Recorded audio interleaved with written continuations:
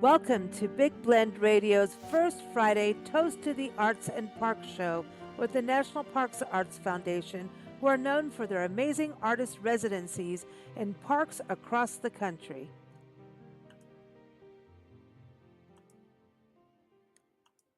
Welcome, everyone.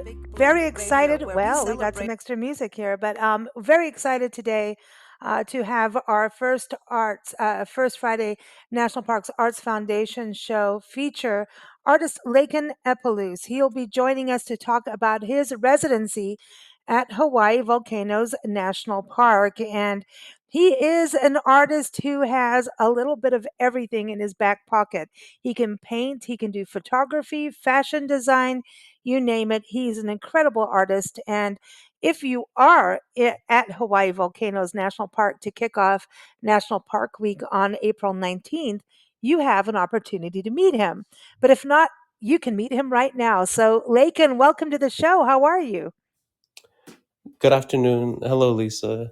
For those of you who are on or who are listening, my name is Lakin Epaloose. I'm from the Zuni Pueblo in Zuni, New Mexico, and I'm an artist in different practices. Just as Lisa mentioned, I do visual art, so 2D art and specifically oil painting.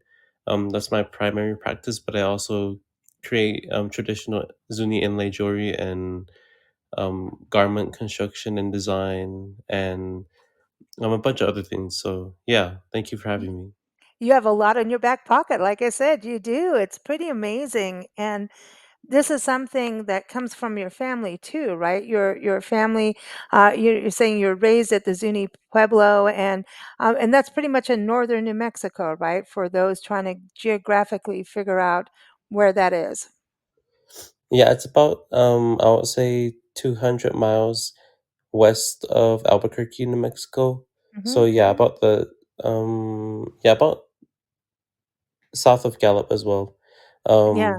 But yeah, I picked up my practice in creativity from my family, and I would say it's also a custom of, I guess, the Zuni tribe, because in every family there's not only one artist but multiple artists. So it's kind of how our families. It's not just the way they make a living, but it's the lifestyle itself, because a lot of the art and the design and whatever it is, it carries a sentimental value when it comes to sustaining our culture and the knowledge. Mm. It's storytelling, isn't it, too? I was talking about this with a musician friend. We do a podcast every fourth Sunday with him, Joey Stuckey, and it was we were talking about this month's podcast, which is on the 27th of April, just everyone. And I said, "Hey, it's Tell Us Story Day." And I'm like, "Isn't that part of music and art? Isn't that everything about art in a way, storytelling?" Yeah, and it's also for us, it's a way we can connect with our ancestors and our family. For example, through design, there's some specific designs in women's dresses Mm, that can come from a specific family style or just the style of the tribe in general. And understanding those designs can help sustain that information through storytelling. And so that's why I feel like it's important to understand where you come from and how mm, you can sustain that. And I yeah. do that through my art. Does it the colors mean anything for you? Like, I grew up most of my life as a child in Kenya and South Africa, and got so into jewelry design. And what happened was I got into the stories of the design because certain patterns meant something, and then the certain beads, or were you using a cowrie shell? Like a cowrie shell was used in slave trade, and I got so into, was it glass? Is it bead? If it's this bead, where did it come from? Was it from a plant? And that the colors meant something. So, people could read like a bracelet and know what that bracelet meant by the design, and the colors meant something. Is that similar for you too? Not just in the fashion that you work, and I know you do a little bit on the jewelry side, mean, too, you're I love that you're, like, not setting a ceiling for yourself in your art because from what I've seen of everything you've done and everyone, I encourage you to go to Lakin's website because if you go there, you'll see what I'm talking about. It's lakinepalooseart.com, and that's LAKINEPALOOS art. OOSE art.com. Go there, and as this goes out onto all our different platforms, you will have the link in the episode notes. But from what I can see, is like there's no boundaries, and that's beautiful. Yeah, You and know. I feel like that's kind of the approach I wanted to take when I first um kind of understood I when I understood that my potential was unlimited when it comes to creativity. I didn't want to set like any limits on how far I can go. So if I want to do, for example, architecture or designing vehicles, then I 100% believe I can do that and do the best that I can do. So the one Yeah. thing that motivates me when it comes to creativity, though, is like I said, understanding where I come from, and that's where my a lot of my inspiration comes from. Is a lot of the traditional designs and artwork, and then when it comes to more of like the modern Western art forms and styles, I take that inspiration from a lot of the masters of art. For example, in painting, one of my biggest inspirations that comes from the Baroque period is Caravaggio. So Mm. I study a lot of his work as well as Michelangelo and Wow. all the way up to Jean-Michel Basquiat, just to understand like the different ways you can approach art, and there's no right way. It's just however way you come to it naturally. So Mm. I get my sources of inspiration from different places. And to go back to your question about like what do designs mean for me? For example, in this embroidered dress, it's a woman's dress. There's green stripes on the dress, and those Mhm. represent rows of corn. And to Mm. me, it's really cool because it's like a military green. So I like to Oh. wear or buy clothes that have that color because it's a really rich green, but it's not too strong. It's subtle. So that's one example. And then another is like in jewelry. I like to put cloud designs. So the way cloud designs look for us is two triangles, upside down triangles stacked on top of each other. And what those represent are called Aothuriawe and Zuni, and that's Mhm. translated as cumulonimbus clouds, which come during the monsoon season. Mm. So those designs remind me of being outside and farming my corn or in my garden. Yeah. And yeah, I love that. I love so the colors do mean something, and and also, you talk about the military green, isn't that wild? Green is such a weird color, and in design, it's so hard. Blue is also kind of interesting because it goes into that just almost fake. Yeah, you know what I mean? It's almost like a plastic color. Like blue can get into this depending on how it's used, but green especially is a weird color to design with. Design, not necessarily maybe art if you've got a painting with a landscape or something that it will make it make sense. But green is hard, and it's interesting that you go on the military side, right? So yeah, that's interesting because the military is trying to do camo, right? And at the same time, it's also showing that other side of life, right? So it's kind of you're playing the dual card there, which is interesting. yeah, and that's one cool thing. It's a more of a good thing than a bad thing. I would say that I Mhm. can mix inspirations, but when it comes to drawing a line, I would say it's like, for example, leaving the traditional design for a dress as it's meant to be created and not trying to innovate it, but taking little aspects of it, for example, the different colors, and then reapplying them to, let's say, a collection of clothes or a series of paintings. You could change the narrative through color. Yeah, Mm.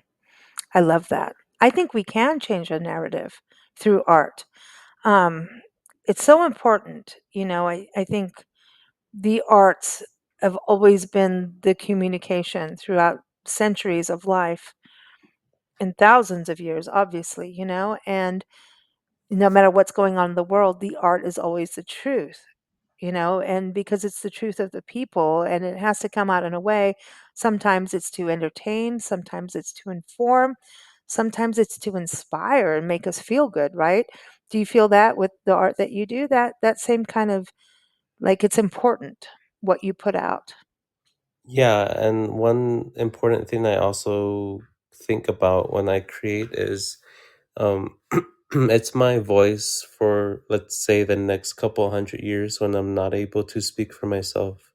Mm, So that's kind of the way I look at it, is it's a way to amplify my voice to communicate with future generations, and um at the same time I not only want to educate the future generations on important information regarding culture and outside of my own culture as well.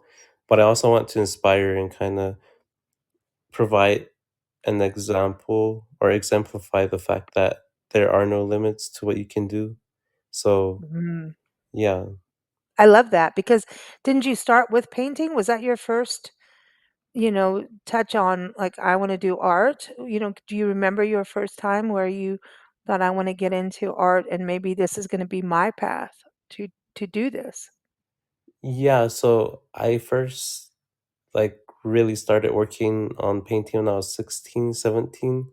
But I would say a lot of the credit is due to like me growing up and watching my dad paint, because my dad's a Mm, pretty um well-known artist in Zuni. So like watching him paint when I was like 5 years old, and um paint not only like small scale works but big scale works and murals and things like that. That kind of that gave me a large amount of inspiration mm. for the work that I do in painting and other practices as well. Okay, so I have a weird question that people may be thinking, that may not understand the Native American culture of art, right? And maybe foreign to the Southwest concept. And I want to get into Hawaii and everything too. But when you talk about your dad's art, being well known, well respected, in the Zuni, tribe, is that in the tribal side? Is it outside? Because I think we're still trying to grapple with who, what, and where in this country, and understand is a lot of us want more unity and want to be able to like seek out your dad's work and your work, and is it in a place where they can see it, that kind of thing. Does that make sense as a question? Yeah, yeah. Just for those of us, we have a lot of international listeners and people are all over the country. So I just want to, in the Southwest, we kind of understand it, but for those of us outside, sometimes not. Yeah, so when I say he was a well-known painter, I mean he did a lot of 2D visual art for different projects when it came to, let's say, the cultural department for Zuni, so representing the tribe in different museums throughout the Southwest to kind of capture the way we're connected to the Mm, surrounding landscape. And at the same time, he went to art school, so art design school and art school. And so he not only did traditional work, but he also did um, other forms of work in other medium or other mm, media. So that's kind of the way I would describe his work, mm, and then more of the traditional slash cultural side. I would say that I'll just stick to the artwork that's available to the public. mm.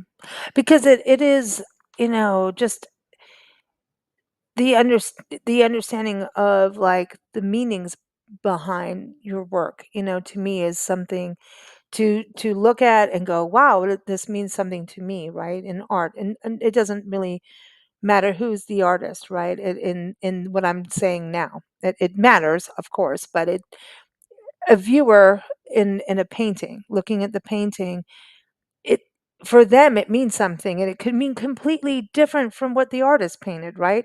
How does that feel for you? Like maybe you have this, message you want to convey, and yet somebody will come in and have a completely opposite side of it, and maybe just be so excited and everything because it means something, but it means something different, for them. How do you take that? I would say that's a really good point to make, and it's also good to know that art and creativity in itself is a unique form of communication. So it's like communicating in different languages, so you're going to get different interpretations. And even sometimes those interpretations will be similar. So when it comes to, let's say, differences or similarities in interpretation, I always expect that. And if there's ever anything that needs to be corrected, then I'll do that with my own artwork, but usually I leave that up to the viewer's interpretation. Mm. And it's a cool way to learn something about yourself as the artist, or learn something new, or learn a new way to approach the artwork. Because um, I It's remember a still a couple times. timestamp, isn't it? No matter what, it's still a timestamp, and to, like, go back and correct art is weird. Like, to me, personally, it's like something that happened at that time because it's where everybody's place at that time was of learning of something, right? Because 'Cause we're all different in our learning. That's kinda how I look at life. I'm weird. I feel like we all learn something different at different times, and sometimes that doesn't always work, but sometimes it does. You know what I mean? And so someone will look at a piece of art and have a completely different context that maybe be so simple compared to what will go into some big cerebral thing. And someone will go, "Oh, this is just a simple thing." And you're like, "Oh, wow, I didn't know that." But it everybody has a different place of learning, and it's not good or bad. It's just where we are. So I feel like it's not necessarily correcting all the time. It's, "Oh, now I know something extra." Does that make sense? You know Yeah, what I it does. mean? Yeah, Yeah. and it's also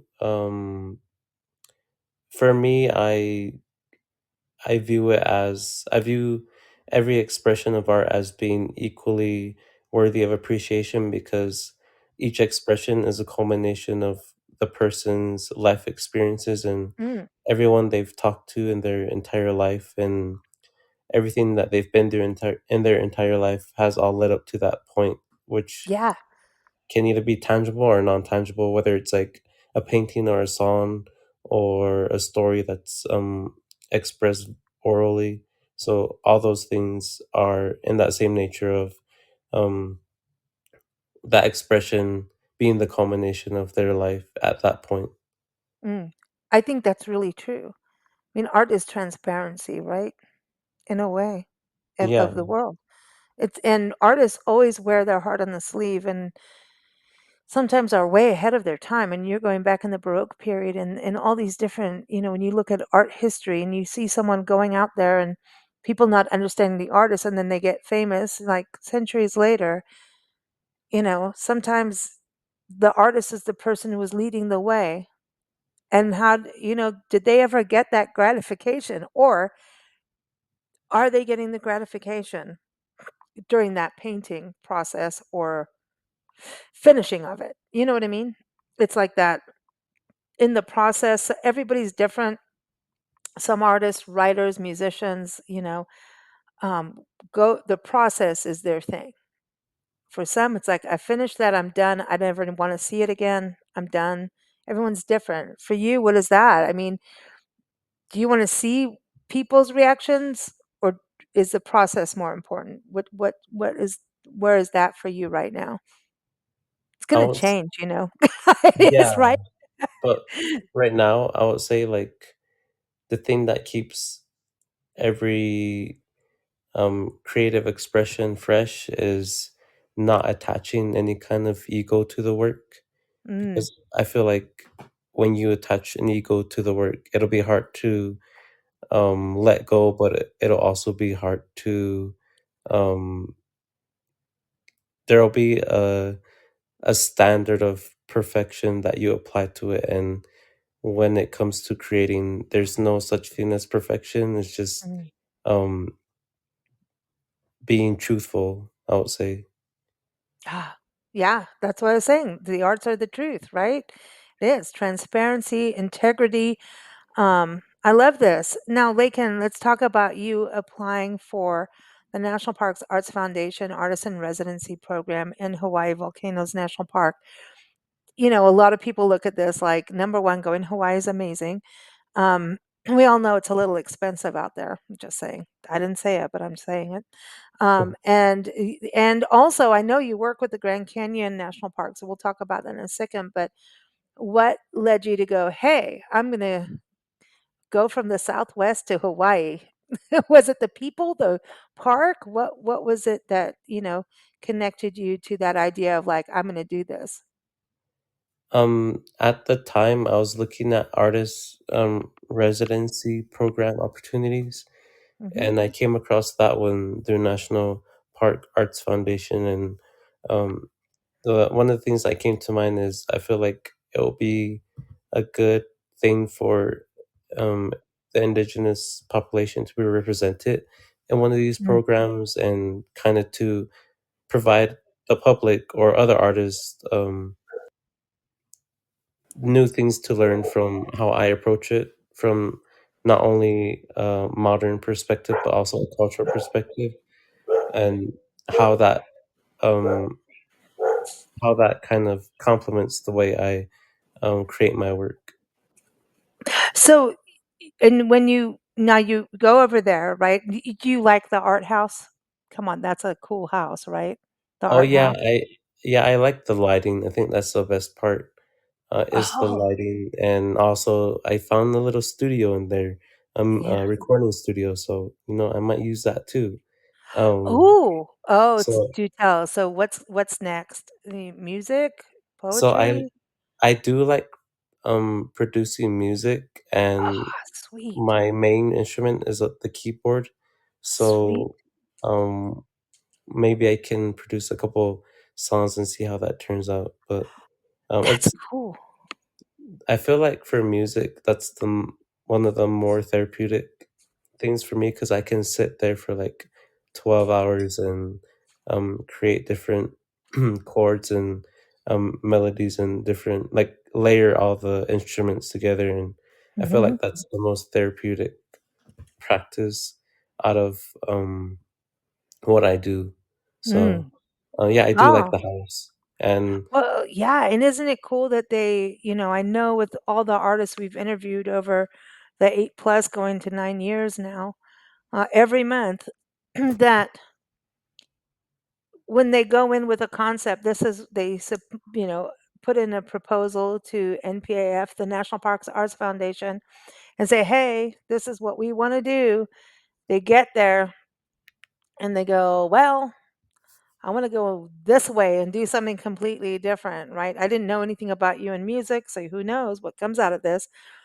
And NPAF seems to be pretty cool from what I've heard from all the artists and from Tanya being on the show, Tanya Ortega, the founder, that they welcome the artist to change what they want to do because that's how art is, isn't it? Art is about change, quite frankly. It is, period. And I think Hawaii Volcanoes National Park, if you want to see a landscape of change, is probably one of the, and the Grand Canyon really well. So that's another park of change.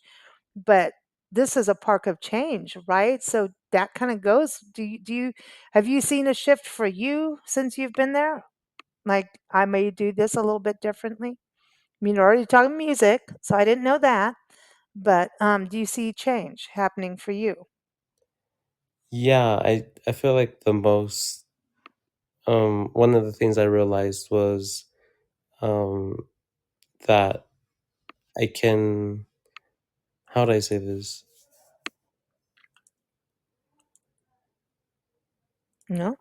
Like, there's when it comes to applying color, let's say, Mm-hmm. to a painting, there's no right or wrong way. For Mm-hmm. example, like, if I want to do an all blue painting, I can do that.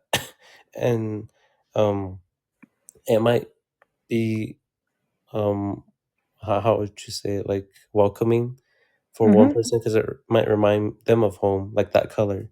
And that's what I realized when I got there is there's a lot of green and a lot of blue, and so those kind of colors might remind someone of their home. Oh, wow. So did that remind you a bit, I mean, the desert Southwest, how I mean, I've not been to Hawaii Volcanoes National Park, but I look at some of the photos and I feel a Southwest connection to it because, there's calderas and the Southwest has volcanic activity all throughout. So I kind of feel connected just by the photos. Do you feel that too? You're going blues and greens, which I wouldn't expect, but maybe it's the skies and the greenery amongst the volcanic side, or what do Yeah, you I would think? say another thing too is the water. It's very Oh, turquoise yeah. blue, and that reminds me of a lot of our turquoise jewelry and how that's very vibrant and how it is significant to Mm. um how in our language it's called tekohanane, which means long life, a long fulfilling life, and that's the color that it's directly connected to that kind of idea of a long fulfilling life is that turquoise color. So that's what it reminded me of. Oh, that's beautiful. That's beautiful. So you're finding connections, you know, Yeah, in a place completely, you know, opposite, but still connected. Isn't that the truth, though? I mean, we've traveled all over, and I always find some comfort in a place where you can find, like, even a person makes you feel at home. You know what I mean? Well, yeah, that's normally it, right? But you'll find a tree or a flower or a color, like you said, that kind of just goes, "Oh, yeah, we are all still united and under the sky, right? With the water, we're all connected. With the, no matter what, we're all connected. It's just how we choose to see it, I think. yeah, of course. Yeah. So do you like it in Hawaii? Yeah, I like it. It's just that I'm not used to driving that slow. So that's my Oh my only gosh. comment on Everybody that. drives slow there? Is it because, well, it's congested on one side, right? Yeah, it's And then, congested. Also, the speed limit is really slower than I'm used to. oh So, wow. yeah. Well, I'm used to driving through Texas a lot, and I tell you what, when you get to Texas and Mississippi, that goes up a little bit, and then I'm like, "Oh, I now see why you have so many dead deer on the highway." Sorry, Texas, but it's true on some highways. But yeah, that's interesting, isn't it? Like, hey, what's going on? And the speed limits.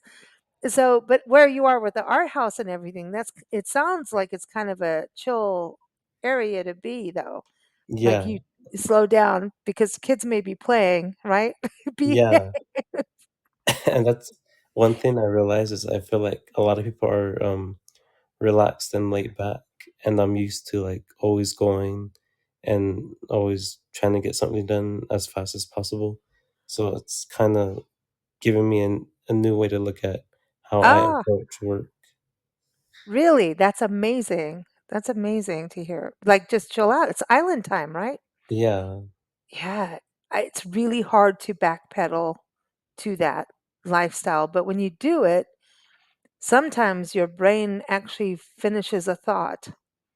I found I've had to be pushed into those scenarios at times of like, you will relax because we go 24/7, and it's hard. And then sometimes, like, I actually finish thinking about, I follow through on things a lot better and come up with better ideas that get me into trouble.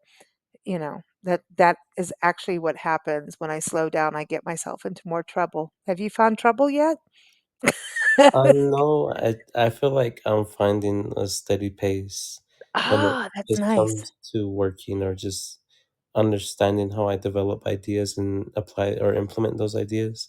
Mm. So it's been even though it's been 2 days, it's felt like a good amount of time to provide me with this kind of reflection. Yeah, it's a beginning, right?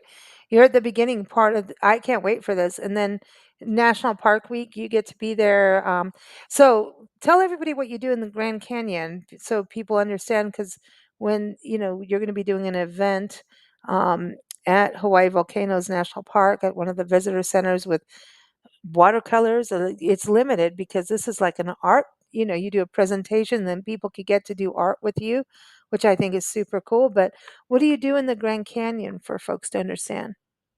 So, um, I'm not only an artist, but I'm also an intern at the Grand Canyon National Park. So I'm an intern under interpretation with the Mm, National Park Service, and what I do along with my colleague and coworker, her name is Miranda, we host events for the park. For example, we hosted Native American Heritage Month events um, last mhm, November. So those are performances, and we hosted a youth art gallery, and we also hosted a Grand Canyon Speaks release party, which is a podcast. So that's the mhm. second part. A second thing we do is we host the Grand Canyon Speaks podcast, where we interview indigenous tribal members of the Grand Canyon and provide them a Ah, platform to express their stories and their connections to the canyon.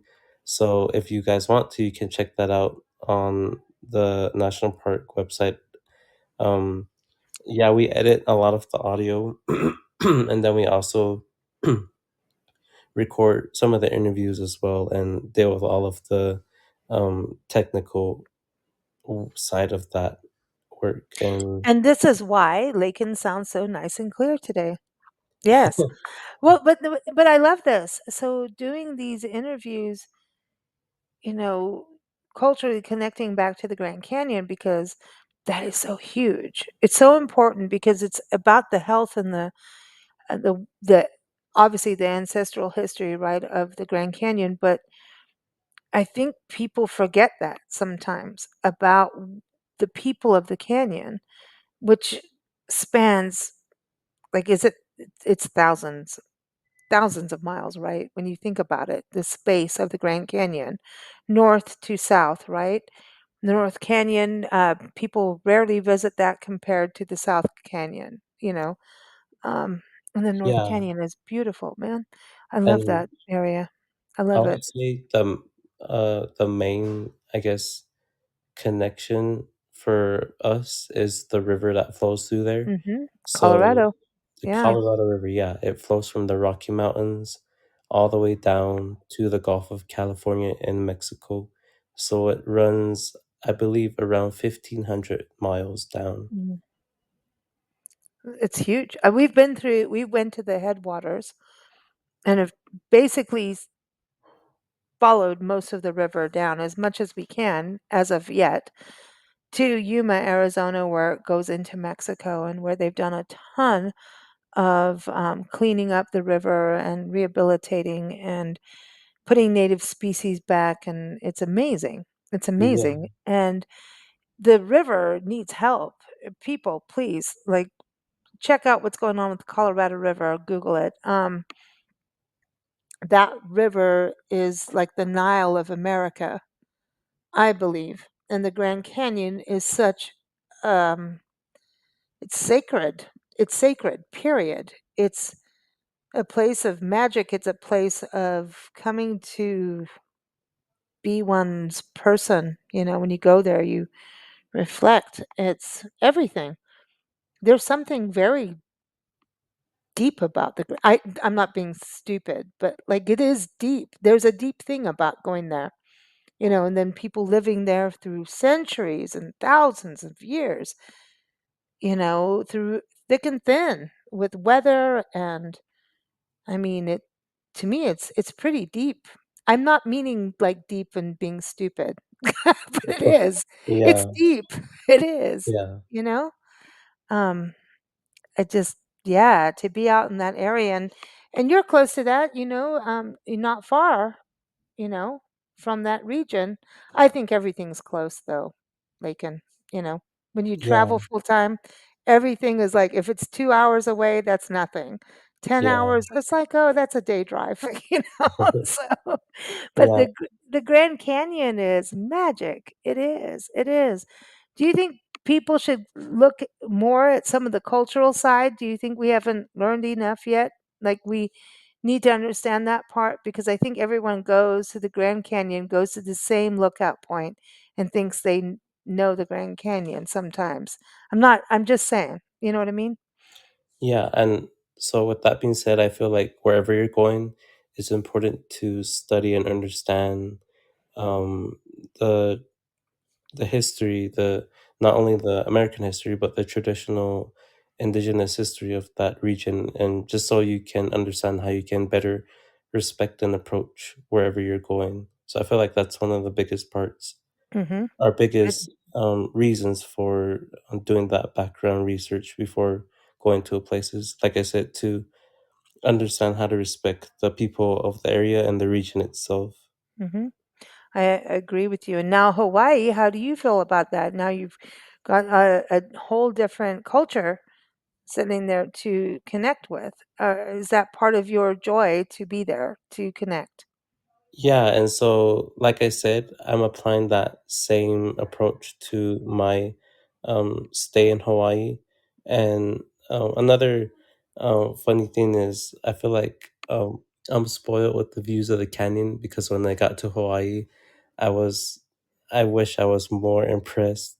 That's not to say I wasn't impressed because I really loved the weather, but I feel like I just got so used to seeing the beautiful canyon that It's I different. Yeah, yeah, it's different. It's different. It's every place is different, but you'll find another beauty. You've got more days to go still, right? So you'll find something else of beauty along the yeah, way that you'll go, "Oh, I wish the Grand Canyon had this," but yeah, that's the thing about going to these that's I think what you just said is so important because that's the point of travel and seeking out these places and understanding they are not going to be where you are every day. That they are different and it may look different. And at first, you may go, oh, it's not as beautiful as where I was. Or, hey, they don't have a coffee maker in the house or whatever yeah, that I wanted, whatever it is. That's me on the coffee maker. And then you find out later, oh my gosh, but I learned this. And it takes time. I love that the National Parks Arts Foundation gives a month because if you were only there for a week, Lakin, it wouldn't be the same, would it? yeah. That's what I was thinking too. Is like traveling back to Zuni today, Mhm. um, just for the weekend. I was thinking like if I was only there for a couple days, I wouldn't have been able to fully process everything that I visited in a short amount of time. So that's why I feel like taking it day by day and not trying to rush it is the most important part when it comes to enjoying whatever opportunity or moment you Mm. have. Oh, I hope you come back on the show and tell us after the experience, like, Yeah, how you feel, like, your connections and, some people go back multiple residencies, which, I know getting the residency is it is a jury thing. It's not like, "Hey, I want this residency and I get it." You know what I mean? It's, a different kind of residency. There's residencies all throughout this country that people pay and go, "Hey, I've got this little lodging thing and I'm gonna do this residency and they cater to my kind of people." Or there's one like this that is real. They're yeah, both real. They're both real. Please, I'm not knocking the other ones at all. Didn't mean it that way. This is like a real deal for artists, juried selection. It is like some of your art can be part of the National Park Service. I mean, this is a very unique opportunity that I think is amazing to be in. And if you don't get accepted the first time, try again and try again and try again. So many people that have been on our shows have had to try 3 times. Then they get in and next thing you know, they're in again, yeah. So, did you feel scared to do it, to apply, or did you just like, "I'm gonna do it," you know? Usually when I approach things, I don't doubt myself, so I believe in myself 100%. Because I feel like if I doubt myself, then I've already set myself up for failure. Exactly, you've put the juju out there. You don't put the juju. Don't put the good juju, the belief, not the negative juju. And our brains are wired to be negative, so, like, we can change that wiring, and when you believe in yourself, even if it comes back as a negative, that's when you have the belief system to go back and say, "Yeah, well, watch this. I wanna go back in even better," right? That's that kinda thing. You've got to, and your art speaks for it. I mean, my gosh, I love your art. I really do. Everyone, again, I encourage you to go to Lakin's website. It's lakinepalooseart.com. Have a look. And the photography, so the painting was first, then photography? Yeah, so I bought a camera actually back in my senior year of high school because I wanted to do interviews with students, but then that project didn't work out, so I ended up just using the camera for landscape photos um and then taking kind of like photo shoots Mhm. of like portraiture. So that's kind of where it has led to, and it's Mm. been really cool to understand photography and how it's unique in its own medium. Do you ever take your photos and then bring them into the art side? And, like, there's ways of painting photos, there's a way, doing what you wanna do. Do you do that mixed media with it? I usually just use the photos as a reference photo. So, for example, with clouds, I feel like that's a big one because clouds Mm, can look very different from one another. So, I use those photos to understand how clouds can be shaped or how their color can appear to be or anything in that mm. nature. Now the fashion side, can we talk about that a little bit? Because Yeah. that is cultural, but then can go beyond the culture side, right? So it sounds a little bit in our beginning of the conversation, it's more on the culture side. Do you ex- do you want it to go beyond the culture side of So, things? yeah. So, when I first started making clothes, I actually started from more of the Western side. So, I created dresses.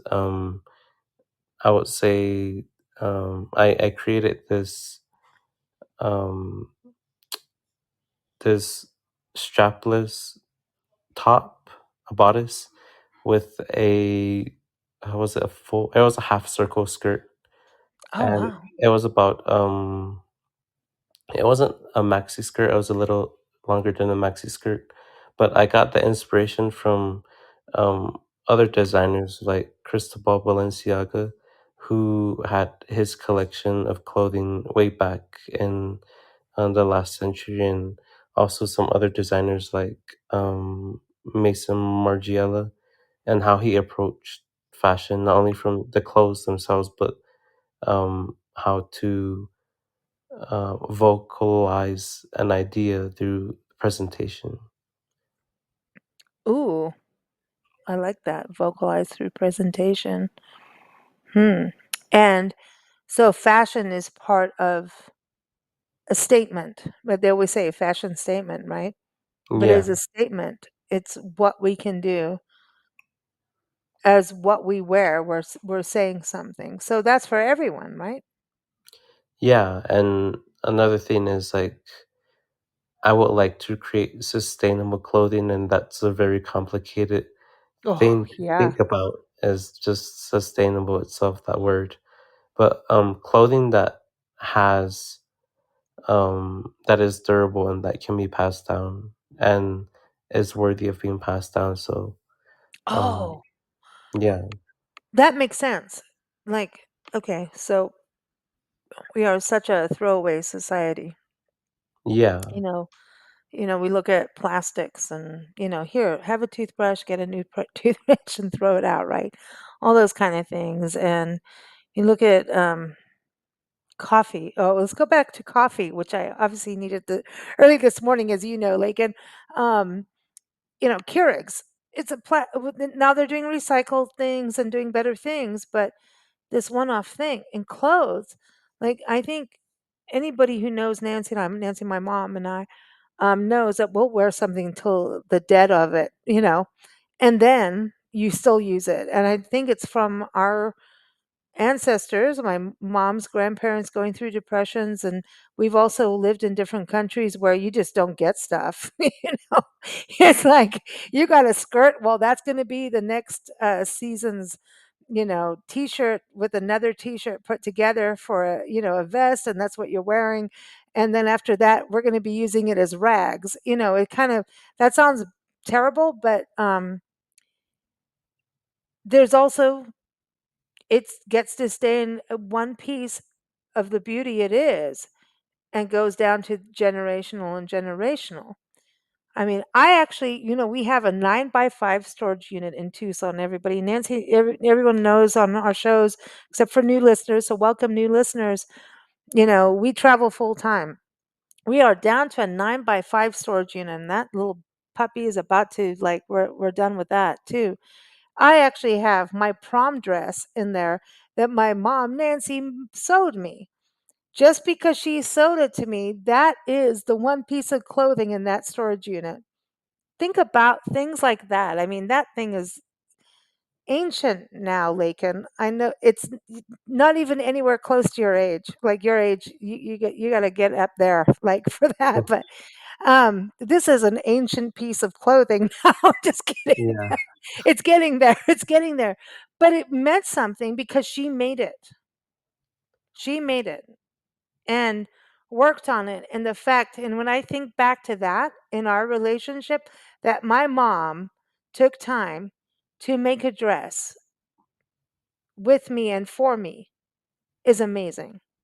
And it's funny because other people have wedding things and whatever, but I have this dress in that storage unit and it went from South Africa to England to the Channel Islands, between England and France, to here. It went on a journey to get here. And I think it's is it a fashion statement? It was what was happening then, and we were in the 80s, 90s, early 90s back then. Yeah, 91 is when we graduated. Now you all know how old I am. I'm old, but I can't ever replace that or that joy, that that feeling, that communic maybe that's what happens with weddings and everything, but it was beautiful.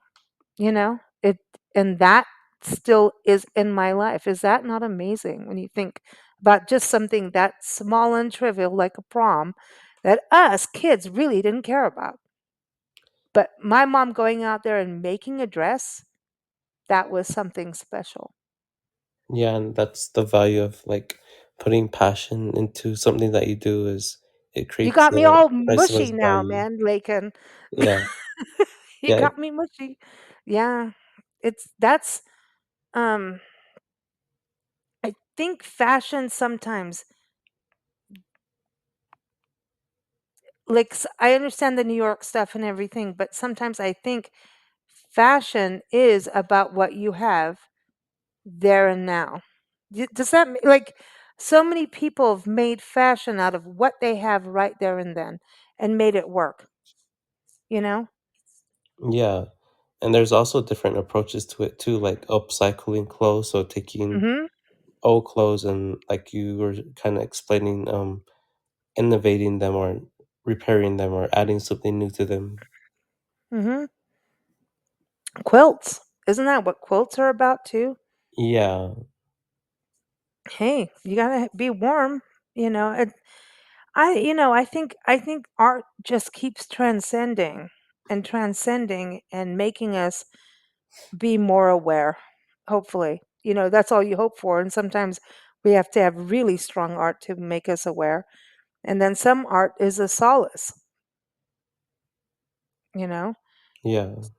When you make a piece, no matter what it is, a photograph or anything, are you thinking about the end result, or are you feeling like this is what it is there and now? Or is it always different? I tend to not have an end result in mind because that takes away the joy of the create Mm, the creative process. mhm. So no, I don't have an end result in mind, and at the same time, that keeps me going because I'm curious, like what I'm gonna come up with next. It changes. Yeah, that means that you are not part of the manufacturing world, you know? It's Yeah, like, "Hey, this is what sells. You need to make this," you know? "Keep creating in this level," you know? And that I think that happens in the fashion world too, right? yeah. Like I feel like, especially with mass-produced clothing and silhouettes and contour, a lot of the patterns are just um kind of there's no soul behind it sometimes. So yeah, money. So for you, so painting and photography and then going into fashion, you have to understand people's shapes, which you understand from being an artist, right? Understanding the shape. Are you looking at obviously you have to look at that a little bit, right? What shape would fit that? Or are you looking at the textile? Are you looking at the jewelry? Just being this will match this kind of person? How do you go upon that as a on the fashion side? I understand making a painting. I understand making, an amazing photograph. I understand making jewelry. I did that, and it was like you either gravitate towards this piece or not. And I made it with all these stories, and that's why my business never got it because I was so into the stories of the art that I just was like, I'm not making the art. I'm so into the stories. But yeah, for you in the fashion side, how does that work on creating and for people to does it work for you or do you do the design? Do people like what? Yeah. How does that all work? That's a crazy question, but like, how does it yeah. work from the creative perspective to make something for people? Is it one off or selling a design? What happens? So when I make my clothes up to this point, all of the clothes are custom, and the most challenging part is understanding the measurements and patterns and how they'll kind of Mhm. come together. So they kind of have to be precise um, in many ways. For example, on the sleeve and the shoulder, their measurements have to match up, so there's no so they don't budge up at the seam, and it's a lot of numbers and the technical part. But when it comes to the design itself, um, I try not to limit what I can create. The only thing that's keeping me from creating some things is I would say gravity, because the way fabric um Dude, you said gravity to a person over 50 years old. Sorry. Anyway, but yeah, gravity. Go ahead. I agree. yeah, Gravity is because a point. some fabric like chiffon or Mm. um tulle, it can't stand up sometimes on its own unless you provide some kind of structure. So that's one thing, but there's ways to innovate and move around those obstacles. But um like Ooh, I so said, a lot of the clothes are custom. when you do you're doing custom. So that's amazing for people have special events like weddings or someone doing, if they're winning a film award and hey, everyone, that area of New Mexico is like movie central. I think people don't realize how many movies have been made in New Mexico. It's like New Mexico is a filmmaker destination. I'm just saying it is. But it would be great if people went to Grammys and Oscars and things like that and wore something that represented the movie they made from the area that they were in. I'm just saying, Yeah. that would be nice. And so, call Lakin for that. But it's interesting Mhm. about the fabric. So does texture How does texture affect you? Like in all of it, isn't that part of everything in art is texture? Because it's like the dynamic of everything. Yeah, and I think that goes back to something that I mentioned earlier about communicating through art. And one way you can communicate is through the senses. So, sight, smell, hearing music Mhm. or listening to music or like perfumes or feeling the texture of a textile. So I feel like that goes into that is like um what's comfortable for the person or um what makes the person feel confident when it comes to the fabric that's used and the Mm. way the garment fits the person. So you sit and talk to the person before you start creating and kind of find out what makes them happy, what's going to irritate them if they're wearing Yeah. it, Yeah. right? Yeah, it's like, don't put anything tight on me Yeah, over like that. 50. Like I said, I'll be all like, "Hey, Lakin, I'm over 50. Can you just make me be normal?" But I want this, you know. I love that. I love what you're doing. I love that you have gone into textile art, visual art, and then music now. So maybe in Hawaii, your music side's going to come out more, you know? Yeah, and we'll for sure we'll see what happens because I don't know. I don't really plan things. I just let it happen. So we'll see. That's the beauty of having a month-long residency, I think, Yeah. you know? Did you get excited when you got accepted? I would have been like, "Wow." Yeah, I was like, I did it. Okay, now I gotta get to Hawaii now. Yeah. I know I can tell that you are one of those very responsible people about, "I'm gonna do this, do it right, 100%, go for it." I hope we connect after your residency and find out how it went for you. It has been a joy, talking with you, but really, I encourage people to go to your website and go look at your art. Everyone, Lakin Epaloosa Epaloose Art. I was at Epaloosa. EpalooseArt.com. LakinEpalooseArt.com. For those listening after the live show, it'll be linked in the episode notes. So just click on that. It'll get you right there. Also, nationalparksartsfoundation.org is a website to learn more about these amazing residencies. It's amazing what they do. I think the National Parks Arts Foundation should win some big award for what they do for the arts, honestly, and for the parks, because I think what they do with these programs is we get to experience the parks. Even if we can't get to Hawaii Volcanoes National Park, like I feel like I'm there all the time every time I do an interview with an artist there. It just they bring the parks to people around the world and across the country, and I think it's amazing what they do. And artists get to do what they want and need to do. So it's a beautiful thing. Thank you, Lakin, so much for joining us on the show. Yeah, and thank you for inviting me. I appreciate it. It's been fun. It's been super fun. Thank you so much, and keep up with us, and we'll keep up with you and hopefully chat with you when you finish your residency. You take care.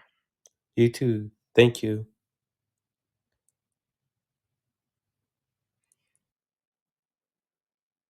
Thank you for joining us here on Big Blend Radio's first Friday Toast to the Arts and Parks show with the National Parks Arts Foundation.